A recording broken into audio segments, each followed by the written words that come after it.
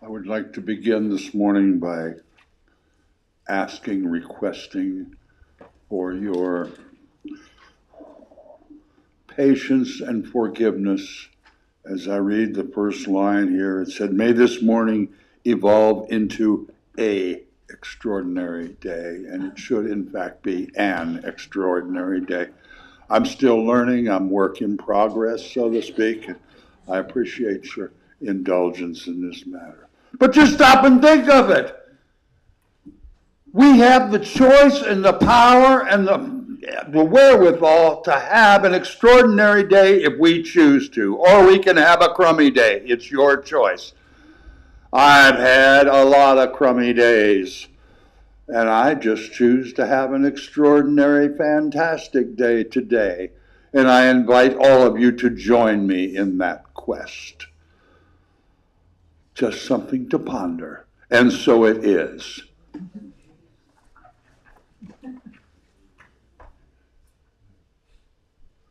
I'm going to have a good day. Good. Good, but not extraordinary, huh? Okay. We'll It's up to see. you. We'll see. All right. All right. Good morning. All right. How many of you have locked yourself out of your car or lost your car keys? Come on. I thought so. Universal, right? We all have different scenarios of this experience. Now, let me share mine. I stopped at a local fruit stand to buy some berries. Since they were beyond delicious, I bought quite a few so that I could share them with friends. Now, that part of the story is the good part. The not so good part was setting my keys down in the trunk. So while I placed the boxes of berries very carefully so they wouldn't spill over, and then I quickly slammed the trunk shut. I knew it as it was going down. Oh no, oh no, oh no. My purse, phone, and keys were all locked inside, and oh yes, the car doors were also locked. The vendor kindly dialed AAA on his cell phone, but instead of road service number, which of course was also in my purse inside the car, he dialed the business office number. I listened to lots of others' offers for cruises and car rental deals, etc., pressing many buttons, numbers trying to reach road service. I was on his phone for so long that eventually the battery went dead. I guess you've had that experience too. Another customer witnessed this frustration and kindly offered to take me home to get my spare car key. He told me that once his lost keys could have meant life or death. He and a buddy parked off a very desolate road to go skiing in some remote area in Tahoe. After a long day of skiing, they returned to the car, tired and cold. Each thought the other had the keys. Need I say more? This man truly thought they would have died out there that night. It was that remote an area. It was dark and the temperature was dropping rapidly. Eventually, one of them spotted a small dark hole in the snow which the key had made when it was dropped earlier. You can imagine his relief. To this day, he has a spare key attached to the underside of his car. Now, so what does this have to do with the spiritual message? It is, at least for me, a reminder of how we all live on this planet, experiencing many of the same challenges and extending help to each other when needed. Too often we are bombarded with the horrors that some people commit, as they are the interesting items that make news. How boring my little story would be on the nightly news, and yet it is a daily example of how we humans relate to each other and help each other when needed. To me, that is prayer in action. I call it pragmatic prayer. Kindness is always the key that never gets lost and will always open doors. Kelly, thank you. Thank you. And have we not all had those kind of days? Just, so when we have the opportunity to choose, we should take advantage of that opportunity. Good morning. Good morning. I'm just excited today. I haven't felt this good in a long time. I'm so tired, I'm about ready to fall over. But it's just, what a weekend it has been. Let's go through announcements first. Thursday book study. Any idea? Maybe 2 weeks from today, from last Thursday? Okay. Board meeting next Sunday, which is the 17th. And then 3 weeks from yesterday, we will have the cabaret on the 30th from 5 to 7 p.m. with the Bluebirds. And the following month will be a bluegrass band called Bloomfield Bluegrass Band. And then we'll have, I can't remember right now. Wayne's got it all written down, neat as pie in the newsletter. Okay, any other announcements? Okay, I'm going to talk a lot today about what happened here yesterday. We had, I think, the coolest pancake breakfast ever. And I'll talk more about it. But Wayne gave me an accounting. You know Wayne, always on top of the money. Here we go. We got $344 in donations. We spent $111.18 more than that. So yesterday cost us $100. However, we got stuff for next year. And if you boil that down for the 200 people that we fed, it cost us 56 cents a head to feed that many people. And I'll tell you what, I've never seen that many kids at Kids Day Parade. I was ecstatic. It was people, I'll talk about that later. But anyway, I would like to thank everybody that participated in whatever fashion. But there's a couple people that went beyond. Carol Kelly stayed till, 8, 9 o'clock last night washing dishes, I'm sure. Mike Hershak was right there with her. And Dave went through every piece of garbage and trash we had, one sticky plate at a time, to separate compost and recycle and garbage trash. So, and everybody else worked their butts off. We had everybody and I want to ask a question. The people that participated, Bonnie poured, 150 glasses of orange juice single-handedly. And so, the people, raise your hand if you participated yesterday. Okay. How many of you can honestly say, hated it, and never doing that again? Anybody? Okay.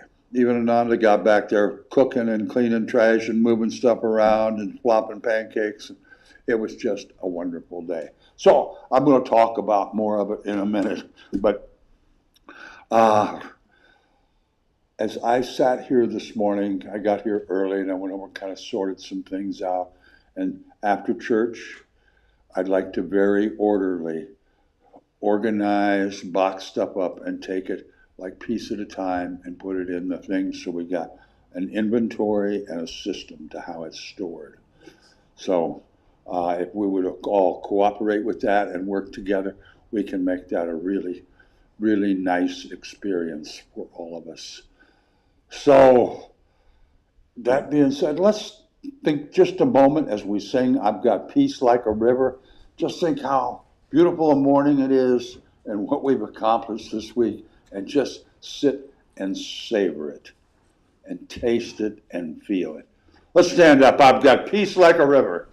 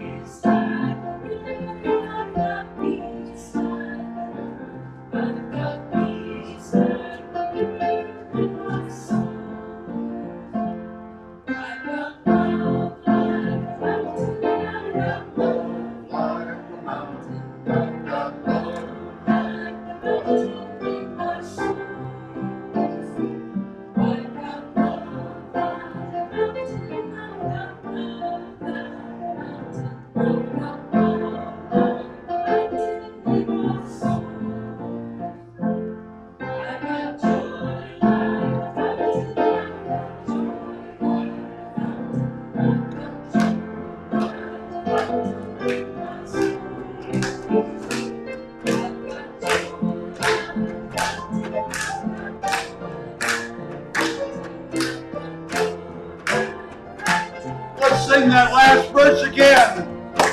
I've got joy like a fountain. I've got joy like a fountain. I've got joy like a fountain in my soul. I've got joy like a fountain. I've got joy like a fountain. I've got joy like a fountain in my soul. Yeah. Now we may greet each other in however you'd like to.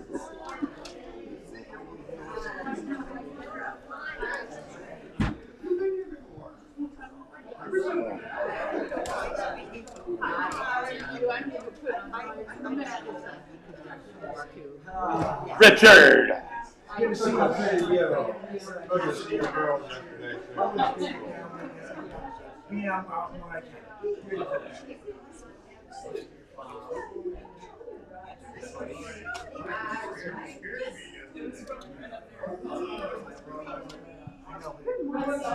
they're getting up there.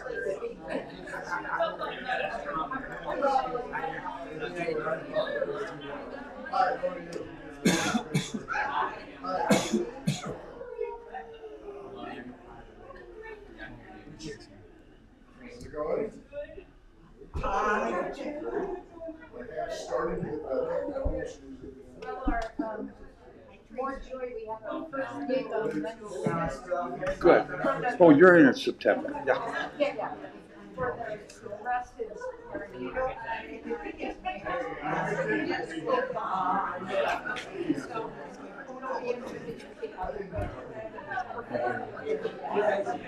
Yeah. Cool.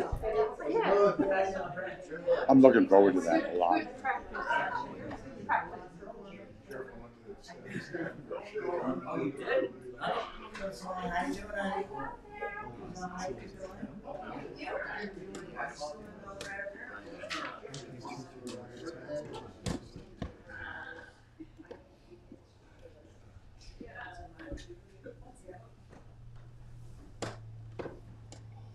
Well, apparently we were having technical difficulties and David has sprung into action talking with Ward. As we speak, we will just go on. Hello. Ananda, would you come up a moment, please? I have a question for you.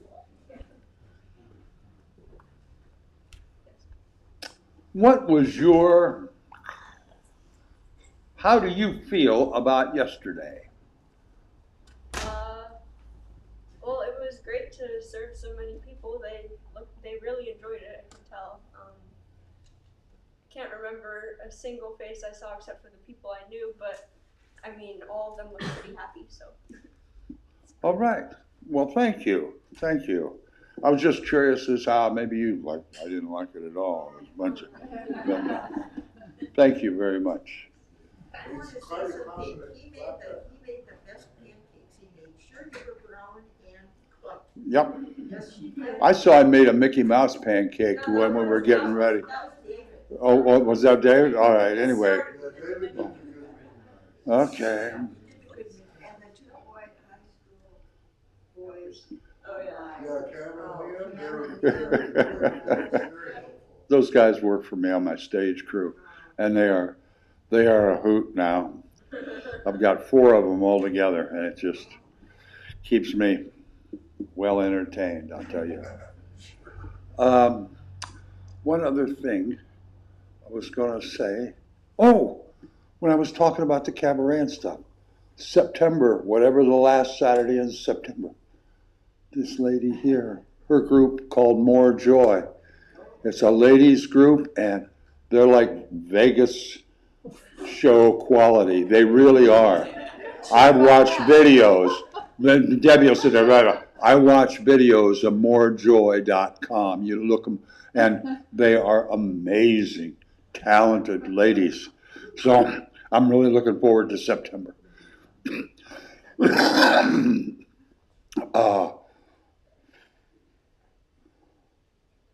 I just think that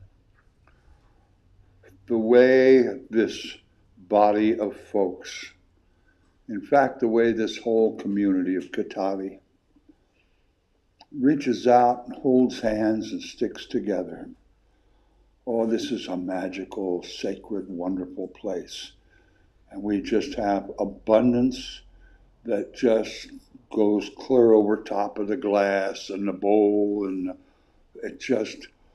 I never cease being amazed by what a group of just folks can accomplish. Let's read together our affirmation of abundance, may we please? When we transform abundance and prosperity from a perception to a conscience, our lives will be enriched beyond any definition of tangible value. We will be that abundance and prosperity. Let's ponder that a moment, if we may.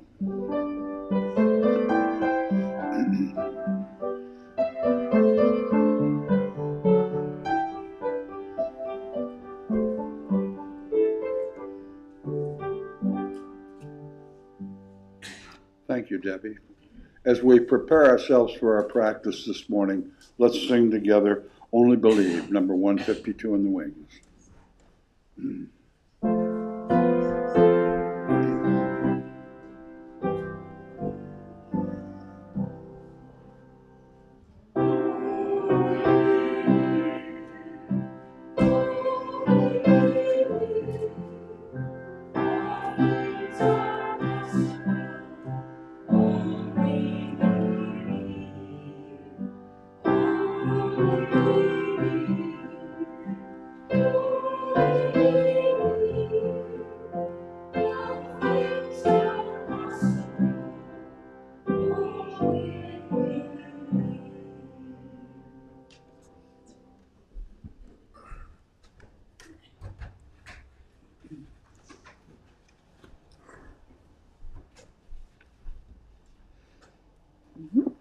Good morning. I was getting what I call angel tingles as we were singing just now. Only believe, only believe. Last week for our practice, we did our mountain pose, standing, and when I tuned into today's practice, I really saw us building on that. And what I mean is, the first quote at the bottom of today's service struck me. In every community there is work to be done. In every nation there are wounds to heal. In every heart there is the power to do it. So my feeling is that strength and fortitude that we tapped into last week resides in our heart, the high spiritual heart that can never be damaged or changed in any way.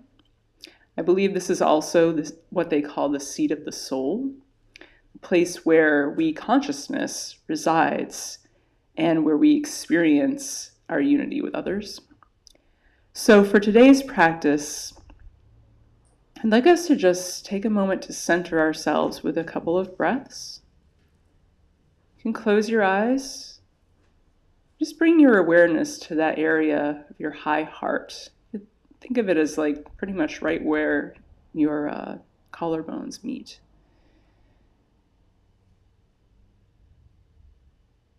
And just notice a small flame of golden light burning there.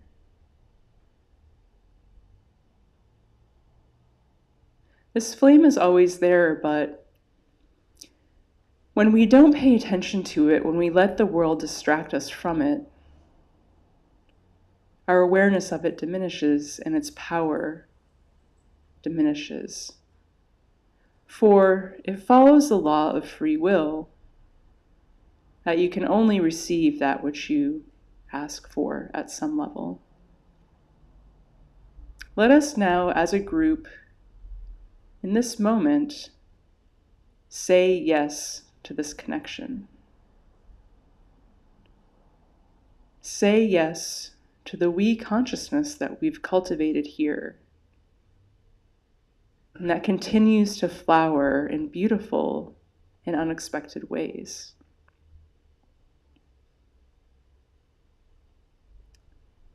Just invite that flame to grow within your heart. Let it get as big as it can, perhaps even bigger than your whole body. As you continue to breathe into this heart space, see your flame, your soul flame, join with the soul flames of others here. As a new truth is revealed, a truth that is new and old at the same time, that the separation we perceive between ourselves and others was never in fact real.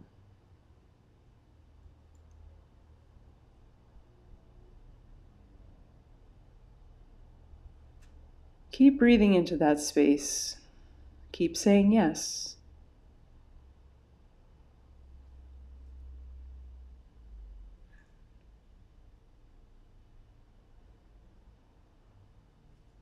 Be willing to follow this flame wherever it takes you. In love, in service, and above all, in community.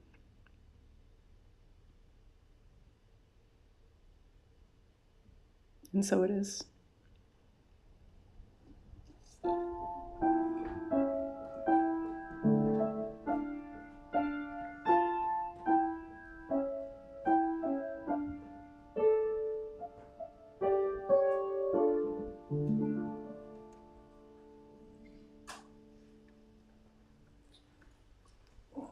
Thank you, Natalie.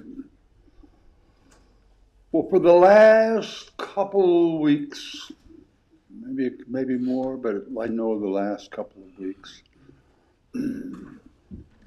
I have focused my messages on the really unpleasant aspects of what's going on in our world and how we might have different ways of responding or reacting or accepting or perceiving these very unpleasant things. And today, I want to talk about a whole nother aspect of our world. And that's the community that we have. I remember, do you remember Jackie Gleason saying, "How sweet it is"? That's just how I feel. This community that we have, what would you call it? Our opportunity to participate as a community. Sometimes it's just overwhelming. I'll tell you a little history.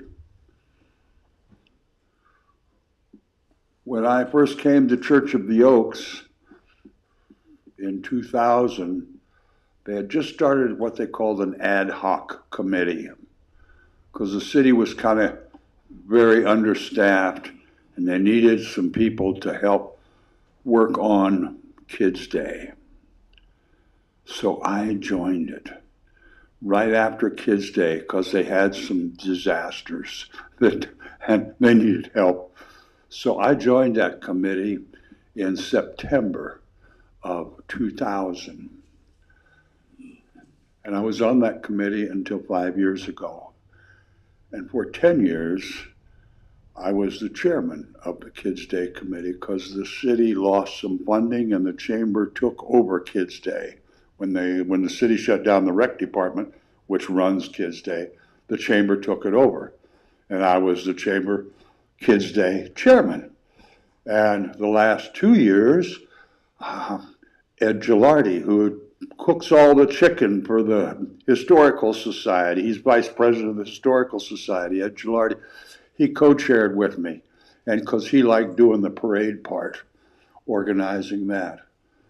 But back in the old days, this committee, this group of folks that really cared, the city didn't close the streets. We did. The city didn't. A lady named Joan, who was the financial person, the treasurer for Catali, she was in charge of getting the street closed. She got volunteers, putting out all the signs on Friday night before the thing. That was Pat and Dana, who worked in city finance. We'd load all the signs into my van and go around and put out all the signs. And then, but weeks before that, this committee would get together and build floats. Oh, we had so much fun. We built a castle one year that was as big as my whole stage because that was the trailer we used.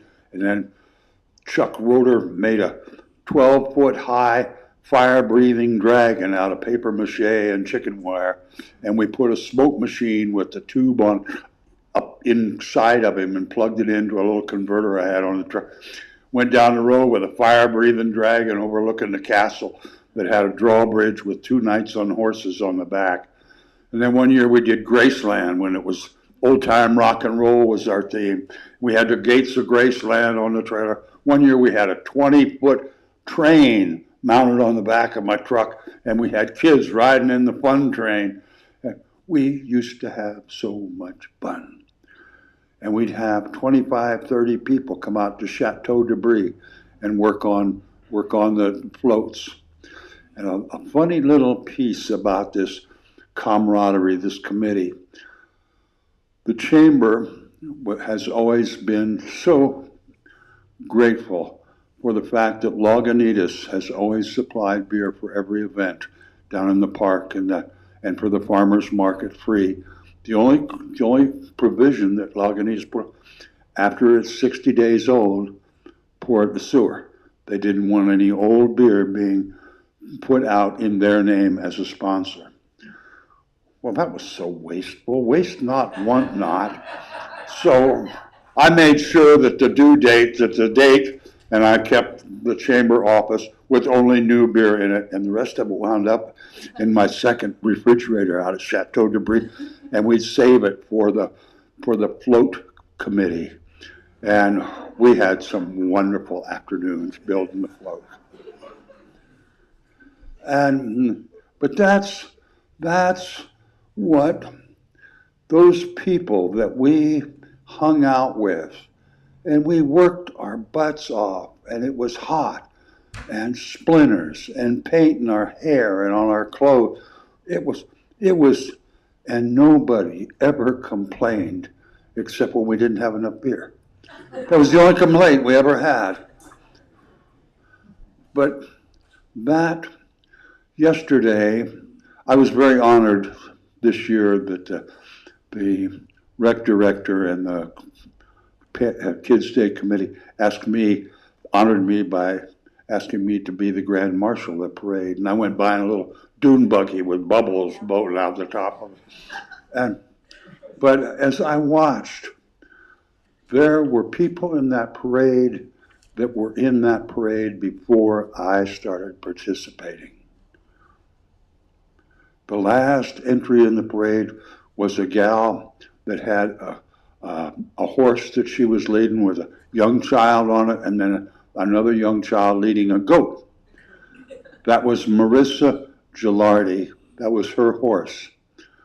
Marissa Gilardi started participating in the Kids' Day on her little pony with a cart in 1993 or 94. Her dad is Ed Gilardi, that was for. Her mom is Pat Gilardi, who was mayor of this town several times. It's just this community. When you work together, like yesterday, the camaraderie that all of us had. I got a little cranky a couple times, but that's because I'm just an old cranky dude. But the camaraderie that we had, it feels so good. It's like undescribable. David was standing out there. You want to look at this? And I looked, there was a whole can of sticky plates and napkin hook. And he was just grinning like, what a crummy job. And he had joy. He had joy. And this, I want to read you about something. This joy that I call How Sweet It Is. When I was 17 years old, I'd gotten my driver's license, and I had a 49 Ford, and the big thing, now they used to call it cruising, where you go driving through the drive-in parking lots, all the drive-in, like Big Boy and McDonald's, and that was a big thing back in 1963 or 64. So we're going, and there was a big empty field right next to McDonald's, and that's where we'd get out. Back in those days, we call it Rumble, and we'd fight. We'd pick fights, and young boys, this is how they expressed their masculinity in those days. And I had been involved in that one Friday evening. I had my nose broken, a couple of ribs busted, and I was feeling really bad. And Saturday morning, I was supposed to load some hay for a friend of mine.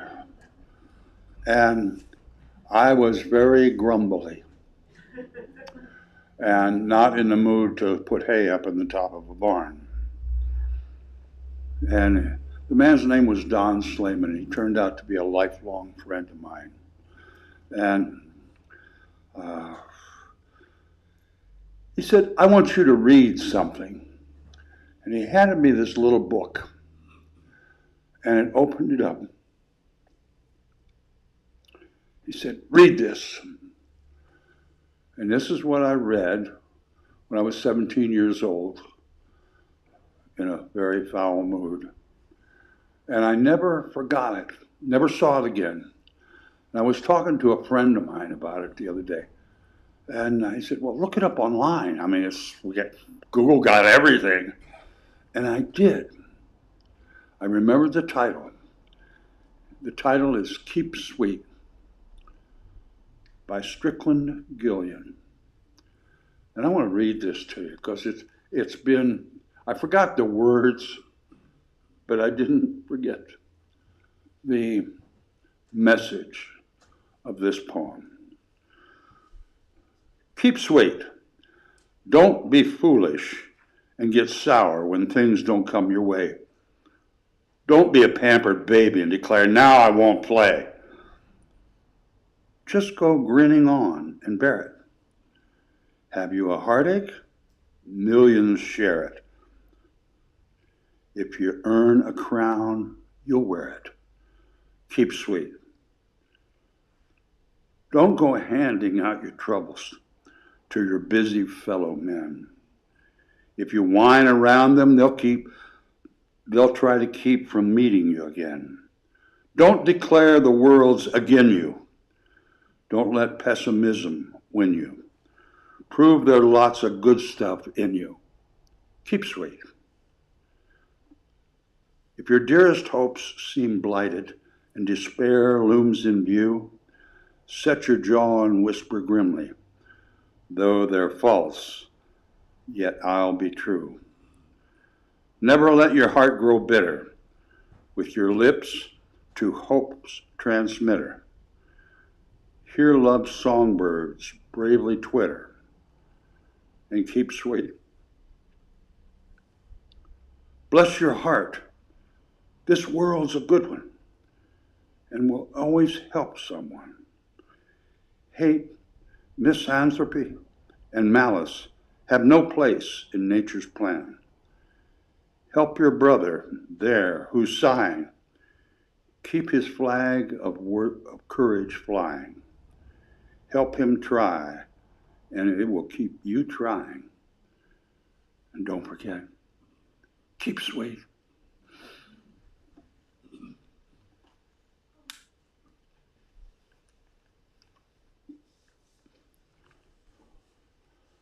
How many times have each of us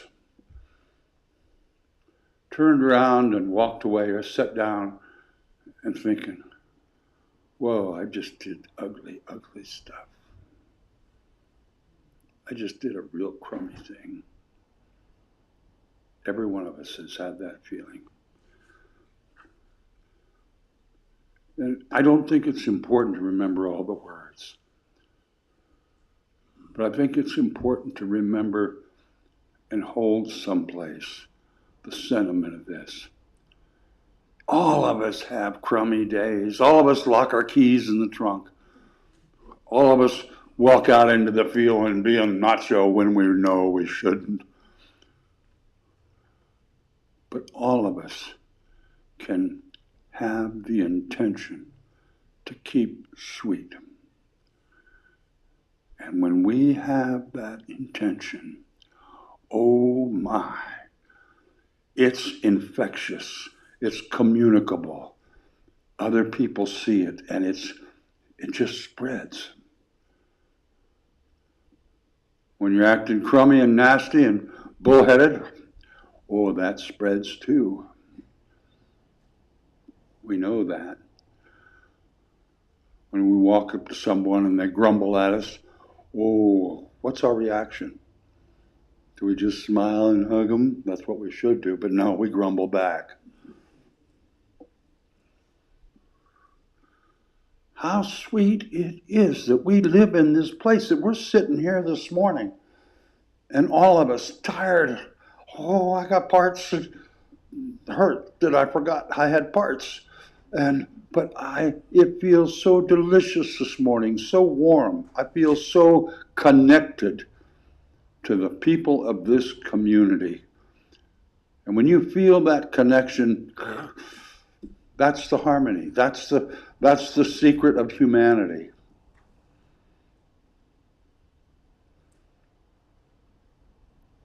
I'm going to read something else to you today. We're going to end our service with John Lennon's song, Imagine. And I came across a poem lately that parallels that. I'm going to put my spectacles back on, and I'm going to read you that. And I'll try to read it a little slow. Let's grasp it and see if we can feel the sweetness in these different aspects, just like John Lennon's poem or song. There's such sweetness in the realization of those intentions, of the possibilities. Imagining by Deborah Rodney. What if God isn't a noun to be empowered and worshipped, but a verb of creation powered by love? What if? What if every single tree drawn in a primary school is a sacred work of art? I think it is.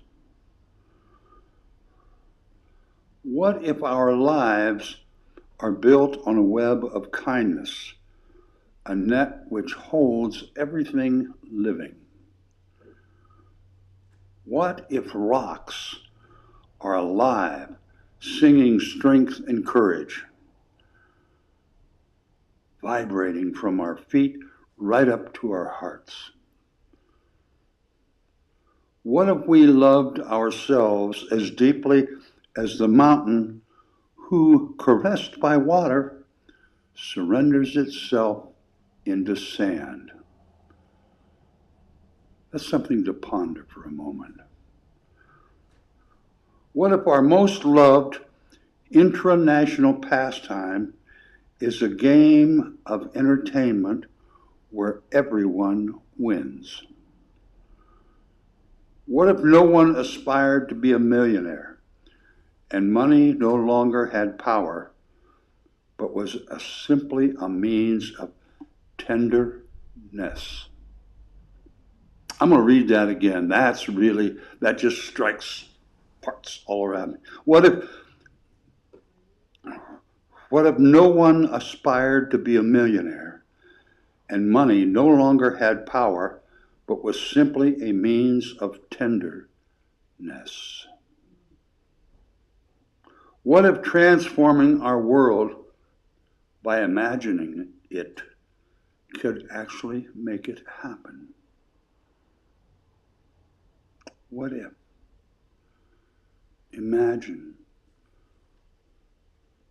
We can all imagine great things, but once we take the first step of creating what we imagine, of bringing what we imagine into some sort of realness, a very magical transformation occurs.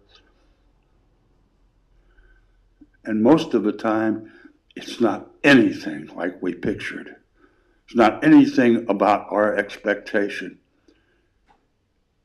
It's having the imagination to spring a divine kind of creativity. And who knows where it's going to end up? Who knows?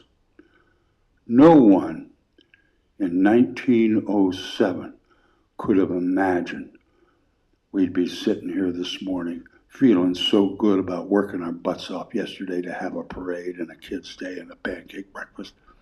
They could not even have imagined it. But had they not imagined a church and taken a step and got their hand crosscut saws and hand hammers and built this and created this space for people with imagination, people who think, people who have ambition and commitment to come together and make this community everlasting. All starts with the first little step.